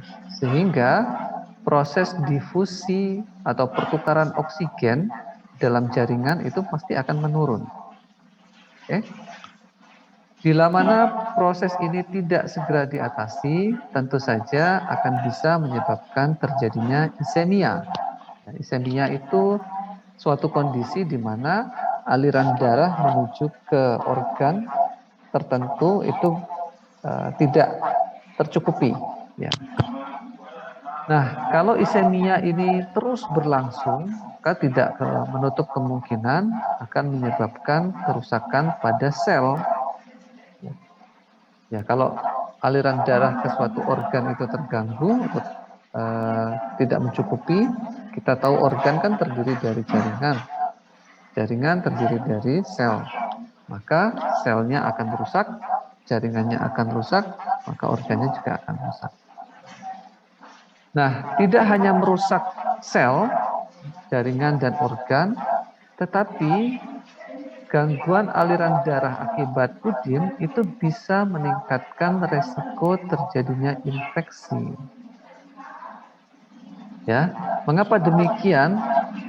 Kita harus review lagi di sistem imun bahwa beberapa komponen di dalam sistem imun, baik itu sel-sel di innate immunity maupun sel-sel yang ada di adaptive immunity, proses pengirimannya kan melalui sistem peredaran darah. Ya, jadi kalau sistem peredaran darahnya terganggu, maka proses pengiriman beberapa sel yang berperan di dalam sistem imun juga akan terganggu, maka proses perkembangbiakan patogen di area luka tadi menjadi mudah sekali, sehingga infeksi menjadi tinggi. Ya. Selain itu pula, udim yang berlebihan atau bengkak yang berlebihan itu dapat mengakibatkan compartment syndrome. Compartment syndrome itu adalah kumpulan gejala yang terjadi pada bagian distal dari area yang mengalami bengkak. Ya. Contoh, kalau luka bakarnya terjadi di bagian tungkai bawah, ya berarti kan di sekitar tibia, fibula, ya betul ya, tibia dan fibula. Kemudian di sekitar otot-otot ada gastrocnemius, ada soleus, ada tibialis anterior, posterior, dan yang lain. Nah, sekitar situ terjadi luka bakar. Kemudian luka bakar itu menyebabkan bengkak. Nah, kalau bengkak itu berlebihan, maka aliran darah menuju ke kaki akan terganggu. Nah, beberapa indikasi dari sindroma kompartemen, jadi gangguan akibat bengkak yang berlebihan tadi, diantaranya adalah pain. Jadi di bagian kaki itu akan terasa nyeri. Oke. Kemudian parestesia, jadi ada rasa geringgingan atau kesemutan. Kemudian ada pallor atau pucat. Kemudian paralisis, berarti ototnya menjadi layuh gitu. Kemudian pulselessness, berarti nadi di bagian tungkai akan menjadi berkurang atau bahkan tak terpalpasi. Dan yang terakhir adalah poikilotermia, jadi suhu di bagian distal atau kaki tadi menjadi drop. Ya. Yaitu bila mana ada sindroma kompartemen, maka akan segera ditangani oleh tim medis ya. Jadi kalau kita terapis mengetahui hal itu harus segera berkoordinasi dengan tim medis agar tidak terjadi proses kematian jaringan yang nanti kalau tak tertangani dengan cepat bisa berakhir dengan infeksi dan kemudian menjadi jaringan mati dan membusuk dan harus diamputasi. Agar hal itu tidak terjadi harus segera ditangani. Oke. Kita lanjut ke problem berikutnya. Upaya penanganan dari problem berikutnya ya. Jadi berikutnya ini adalah upaya untuk mengatasi keterbatasan gerak melalui pemakaian splint atau splinting. Splinting di semester ini Anda sudah mendapatkan mata kuliah OT pada rehabilitasi tangan? Belum, Pak. Oh, juga belum ya. Oke, nanti di mata kuliah rehabilitasi tangan Anda akan belajar lebih banyak tentang pembuatan splint ya. Banyak sekali model sesuai dengan problem pasien ya. Nah, untuk luka bakar ya ini beberapa fungsinya. Dan salah satu fungsinya adalah untuk mempertahankan area yang mendapatkan penanganan berupa pencakokan, skin graft ya. Jadi bagian luka yang kemudian dilakukan penanganan skin graft itu dengan pemakaian splint akan bisa terlindungi ya. Sehingga bagian itu tidak mudah bersinggungan dengan suatu permukaan, kemudian tidak mudah bergerak sehingga jahitan yang dilakukan untuk mempercepat proses penutupan luka itu tetap terjaga. Nah, splinting digunakan seawal mungkin. Mengapa? Karena proses terbentuknya kontraktur itu memang sudah dimulai sejak awal, ya. Khususnya untuk derajat mulai derajat 2, khususnya lagi derajat 2 yang deep, ya. Kalau derajat 2 yang superficial kan bisa terjadi kontraktur jika mengalami delay kan tadi. Tapi kalau tidak, maka bisa cepat ya. Jadi pemakaian splint harus dilakukan sejak awal. Tetapi sekali lagi pemakaian splint itu tidaklah asal ya. Jadi ada satu ketentuan. Seperti apa ketentuannya? Lebih lanjut akan Anda pelajari di mata kuliah rehab ya atau rehabilitasi tangan. Oke. Pemakaian disesuaikan dengan keaktifan pasien. Artinya kalau pasien itu lebih aktif maka pemakaiannya diminimalkan. Namun bila mana pasien cenderung pasif karena khawatir sakit, khawatir lukanya nanti tidak kunjung sembuh begitu, maka splintnya harus lebih sering digunakan. Nah, ini adalah hasil studi yang kami dapatkan dari jurnal mengenai pentingnya pemakaian splint yang baik, yang benar. Di sini ditekankan appropriate splinting and positioning, ya. Jadi pengaturan atau penggunaan splint dan positioning yang baik atau yang tepat itu dapat mencegah atau meminimalkan terjadinya kontraktur. Selain itu juga bisa mencegah terjadinya kerusakan pada saraf tepi, ya, akibat penekanan. Penekanannya dari apa? Bisa saja dari udim. Jadi karena udim yang berlebihan, kemudian sirkulasi menuju ke beberapa sel terpengaruh, satu diantaranya adalah ke neuron, maka neuronnya bisa saja mengalami gangguan. Tapi dengan pemakaian splint dan pengaturan posisi yang tepat, itu bisa meminimalkan. Dan sekaligus bisa mencegah terjadinya luka akibat penekanan ini. Ya. Namun sekali lagi, kata appropriate splinting itu merupakan satu hal yang perlu kita perhatikan. Karena dengan pemakaian yang tidak tepat, justru dari hasil review, ya, dari hasil review di level seluler menunjukkan bahwa pemakaian splint itu justru dapat meningkatkan terjadinya kontraktur. Tuh, kan ini berseberangan kan berarti. Ya. Ini yang menyadarkan kita bahwa pemakaian splint itu sangat penting, tetapi ketepatan di dalam desain, ketepatan di dalam pemakaian itu juga menjadi satu hal yang penting untuk diperhatikan. Ya.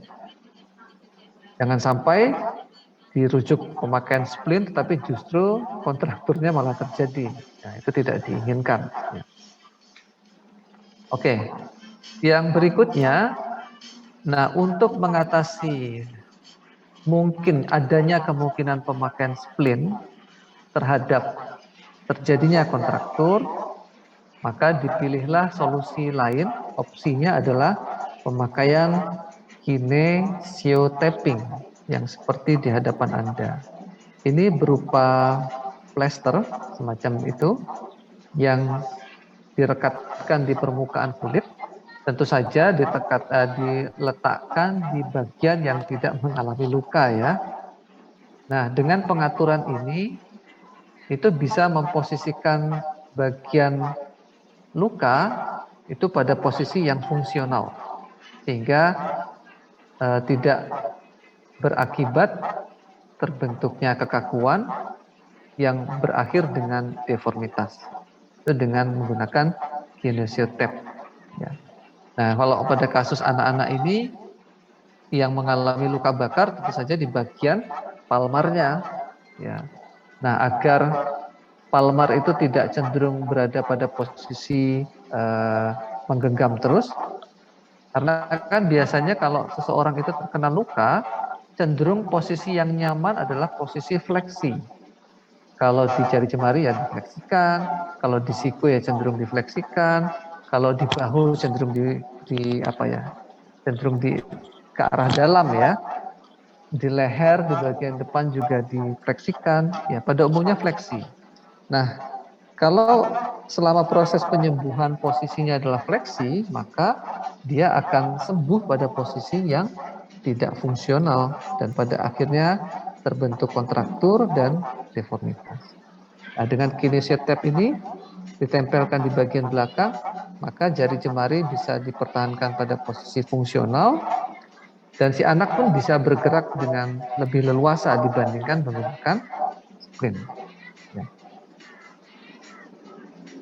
Nah, ini juga saya ambil dari jurnal dan ditemukan bahwa meskipun splinting, khususnya static splinting itu berperan di dalam meminimalkan kontraktur, tetapi ya hasilnya itu tidaklah begitu signifikan, ya. Sehingga di sini dilaporkan there is no high level evidence. Berarti tidak ada bukti yang cukup kuat bahwa splinting itu bisa meminimalkan kontraktur. Karena kan kalau tidak hati-hati justru dapat meningkatkan terjadinya kontraktur. Nah, dari hasil studi yang lain ini mencoba mengkomparasi ya. Jadi dari one randomized control study, jadi ada suatu penelitian yang mencoba dibandingkan ya. Ada yang satu pakai splint, ada yang satu tidak pakai splint, hanya cukup dengan latihan saja. Dan hasilnya apa? Hasilnya ditemukan no difference in clinical outcome. Artinya antara yang pakai splint dengan yang hanya mendapatkan latihan saja, hasilnya sama-sama baik. Ya. Jadi pemakaian splint penting, tetapi kalau tidak hati-hati justru memberikan efek yang tidak menguntungkan untuk pasien. Nah, karena itu nanti pada saat pembahasan tentang splint di mata kuliah rehabilitasi tangan, pastikan Anda mengikutinya dengan cermat ya, karena posisinya berapa derajat, gerakan apa yang harusnya dipertahankan, ekstremitas mana atau sisi mana yang harusnya dibebaskan, itu harus diperhatikan di saat mendesain splint. Oke. Strategi untuk mengatasi problem selanjutnya adalah positioning. Ya, positioning ini punya tujuan sedikit banyak hampir menyerupai splinting sebenarnya. Ya. Hanya saja di sini tidak membutuhkan media atau peralatan khusus ya, cukup diatur posisinya. Di sini ada tabel yang menunjukkan lokasi luka bakar, kemudian kontraktur apa yang mungkin bisa terjadi, dan kemudian antisipasinya seperti apa melalui positioning. Saya ambilkan contoh ya.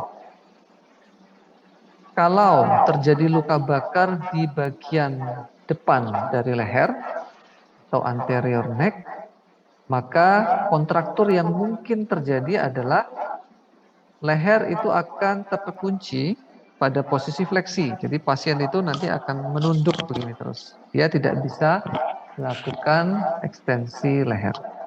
Nah, agar ini tidak terjadi, apa yang bisa dilakukan? Solusi yang pertama adalah remove pillow. Artinya selama tidur tidak menggunakan bantal atau menggunakan bantal dengan ketebalan yang tidak terlalu tebal. Ya. Kemudian bisa juga menggunakan sesuatu yang sifatnya memposisikan leher itu pada posisi ekstensi. Ya, jadi jangan kemudian malah memposisikan leher di posisi fleksi karena semakin mempengaruhi terbentuknya kontraktur. Atau solusi lain adalah menggunakan splint atau collar neck yang mempertahankan leher pada posisi fungsional. Jadi seperti ada bantalan yang ditaruh di leher. Ya, jadi nanti Anda silahkan cermati beberapa posisi anti deformitas untuk beberapa lokasi luka bakar. Jadi ini perlu Anda kuasai dengan baik karena nanti di di lapangan ini sangat dibutuhkan ya. Oke, kita masuk ke solusi berikutnya. Ini sama ya. Jadi di tabel ini relatif sama. Hanya saya ambilkan dari sumber yang berbeda. Kalau yang biru ini saya ambil dari Occupational Therapy Handbook. Kalau yang hijau ini saya ambilkan dari buku Trombley edisi ke-7. Ya. Tapi pada prinsipnya relatif sama. Nah, untuk splinting dan positioning ini ada catatan khusus ya terkait dengan hal ini. Ya. Jadi sebelum kita menerapkan splint dan ketika kita akan mengatur posisi, maka sebaiknya perlu dilakukan penguluran terlebih dahulu. Ya. Jadi di sini dari hasil penelitian ditemukan bahwa sendi yang akan diposisikan menggunakan splint maupun diposisikan menggunakan posisi-posisi tertentu tadi itu perlu untuk digerakkan terlebih dahulu secara perlahan dan berulang, ya. Nah, di dalam menggerakkan itu tentu saja digerakkan hingga batas yang mampu dicapai oleh klien, ya. Dan ini dilakukan beberapa kali. Oke. Nah, jika ternyata pada saat menggerakkan ini tidak bisa sampai full range of motion, maka perlu dilakukan stretching atau penguluran oleh terapis. Ya. Caranya seperti apa? Caranya adalah sebagai contoh ya, sebagai contoh. Katakanlah pasien itu mengalami luka bakar di bagian posterior dari sendi sikunya, ya, sehingga pasien menjadi sulit untuk menggerakkan sendi siku ke arah fleksi hingga full, ya. Nah, katakan pasien itu hanya bisa sampai 90 derajat saja.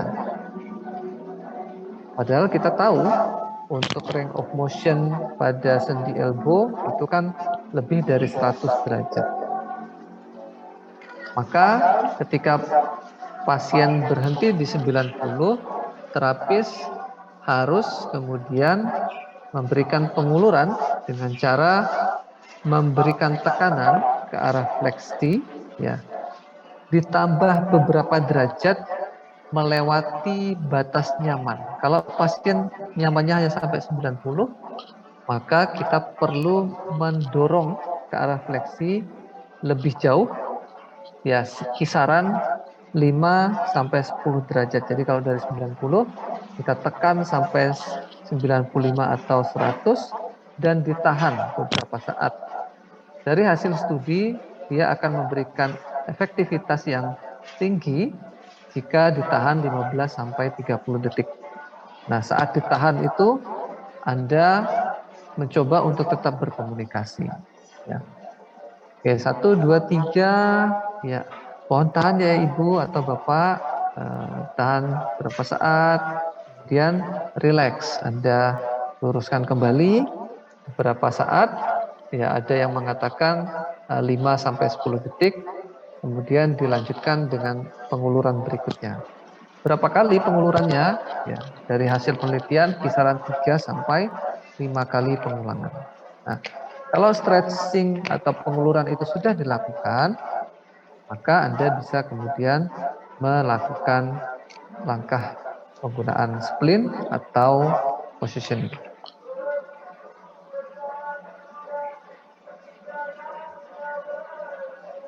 Oke. Nah, solusi berikutnya adalah menggunakan pressure garment. Tadi sudah kami jelaskan ya di awal, sempat kita singgung tentang UDIM tadi. Jadi pressure garment ini fungsinya untuk menekan proses pembentukan jaringan kulit yang berlebihan, ya. Tapi hati-hati, pemakaian pressure garment ini jangan sampai terlalu menekan sehingga mengganggu sirkulasi darah. Karena kalau tidak, jika sampai mempengaruhi sirkulasi darah, itu justru nanti akan berdampak buruk ya terhadap terhadap jaringan ya, proses penyembuhan luka khususnya. Katakan sirkulasi darah juga akan sangat menentukan kecepatan proses perbaikan jaringan yang rusak. Oke. Untuk pressure garment pemakaiannya ini sudah disinggung juga di atas tadi, sebagaimana layaknya splint digunakan seawal mungkin dan dilepas ketika akan melakukan exercise ya. Oke. Ini ada aturan pemakaian, nanti silahkan Anda cermati. Nah, bagaimana jika permasalahan akibat luka bakar itu sudah tidak bisa dipulihkan kembali. Artinya lingkup gerak sendinya sudah tidak bisa ditingkatkan, kekuatan ototnya sudah tidak bisa ditingkatkan, tetapi pasien bagaimana caranya untuk bisa melaksanakan aktivitas secara mandiri, ya salah satunya adalah tadi menggunakan alat bantu, ya, assistive devices or adaptive equipment, ya, atau alat yang diadaptasi. Contoh di sini